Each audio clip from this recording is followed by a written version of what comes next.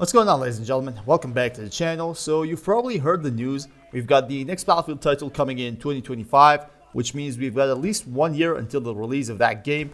But since the news has just dropped and since Battlefield 2042 had a ton of problems at launch and it still has a ton of problems, I decided we make a transparent list for DICE so at least the community can make it clear what exactly they want in a future Battlefield title.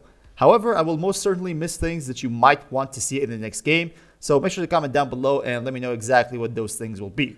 If you enjoyed the video, make sure to hit the like button and subscribe to the channel for more Battlefield news. I've got everything covered here and this will be your place as a Battlefield player. So I'd like to start off with the classes and this whole specialist thing. First of all, what I would like DICE to certainly consider doing is keeping things simple here. What the community wants and what I want as a part of it is just crystal clear. No specialists, basic classes. Like it or not, the specialists, in my opinion, are one of the inseparable elements of Battlefield 2042, and the reason for that is simply because the game has been built around them and it literally means nothing without them. But that was the fatal mistake that DICE made back in the day. So to not repeat that mistake again, all they have to do is just letting go of the idea of having specialists and just simply give the community the classes they want, and this thing will be taken care of. Of course, the negativity around the specialists has been so harsh and so powerful that I just don't think that DICE will ever even think about having specialists again, but I'm just trying to make it clear that the fans, or at least the ones with just a little bit of Battlefield common sense still working, don't want specialists anymore. And with specialists gone, we won't be hearing those hilarious voice lines anymore. Let's just have some universal and more masculine voice lines, and I promise you the community would just love it. The next thing I believe we're never going to need in the next game is another Battlefield Portal. The idea behind this whole thing made so many people hyped and made a lot of fans just excited, to say the least, but from the moment they started talking about it, it was somehow obvious to me that it wouldn't work. Basically, Portal was kind of a plan B for DICE, in my opinion, because they knew that the game was just incomplete and they thought, well, maybe some content from previous Battlefield titles make people stay in the game, and that could have been the case if Portal could actually be what people expected it to be. However, when the main game is already broken in every aspect possible, you just can't expect too much from a project that's supposed to work as a last resort. So to make it even more obvious, DICE needs to put everything they've got in just one game. Simple as that. And with Portal gone, there will be no vault weapons, which is absolutely perfect because at least the weapons should be made for that specific game. The whole idea of vault weapons is just ridiculous to me.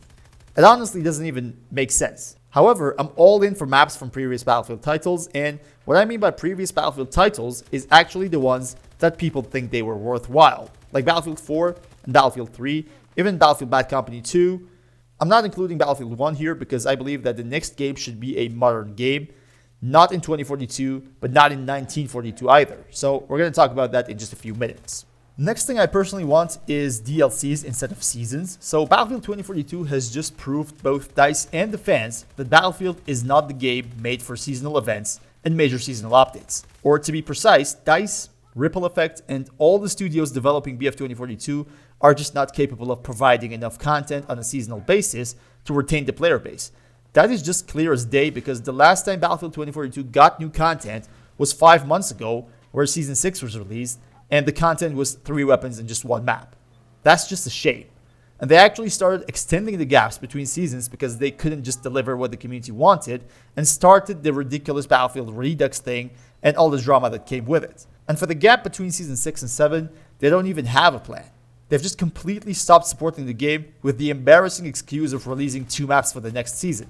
That's just terrible. I'm not really sure if they want to bring back the premium and deluxe editions as well, but in my opinion, they really don't have to. The game should be a $60 game where everyone pays full price and the DLCs should be available to all the players, but even if they make us pay for the premium, it still will be better than a seasonal Battlefield game. My 2 next points are kind of linked to each other. Server browser and AI soldiers. Now, there's been a lot of negative talk about not having a server browser since day 1, and rightfully so, because not only the matchmaking system took away one of the necessities of every Battlefield title, but it also forced DICE to introduce AI soldiers to be able to compensate for that lack of interest of the fans in empty servers. So now instead of empty servers, we've got bot lobbies. Now playing against AI soldiers is just ridiculous in a massively multiplayer game, but even that could have been averted by just making a proper matchmaking system, which is for some reason out of bound for DICE. They've made so many changes to the matchmaking system, so many updates, and it still sucks. So why bother when you can just put a server browser in the game to not only please the fans, but actually have less trouble trying to fix issues? Not to mention that the map rotations that they've been trying to fix over the last months will be automatically fixed with a server browser. DICE has more experience when it comes to server browsers, and that's going to be a trump card, so server browser is a must for the next title. Battlefield 2042 needs more maps and quality maps. Well, for obvious reasons, Battlefield 2042 is a mess when it comes to map diversity. It was launched with 7 maps and it still has something like 12 or 13. I don't even know how many exactly, but all I know is so many people get bored just because they're playing in 10 maps every single day. If you just simply compare Battlefield 4 with 2042, then you'll notice how far behind 2042 is. Battlefield 4 had over 30 maps by the time Battlefield 1 was announced. And imagine having a server browser where people can actually vote for the next map to play. You might not even play in the same map twice a day.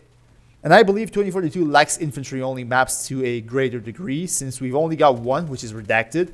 I believe we still need huge maps, just as previous titles have provided, but the majority of maps need to be perfectly fitted for 64 players.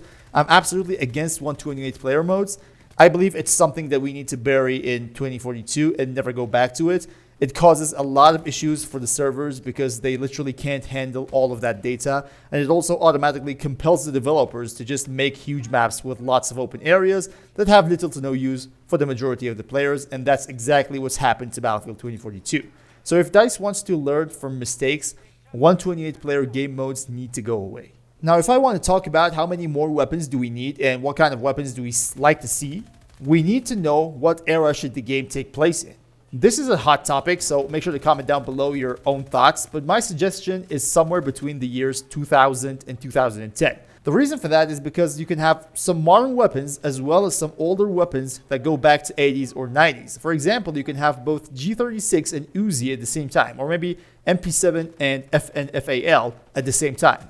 That way, we're going to have a lot of diversity. There will be so much more potential for weapons, so many options to have at launch, and so much more to add along the way. But having a lot of weapon is not a virtue as long as the recoil and the shooting experience as a whole just sucks.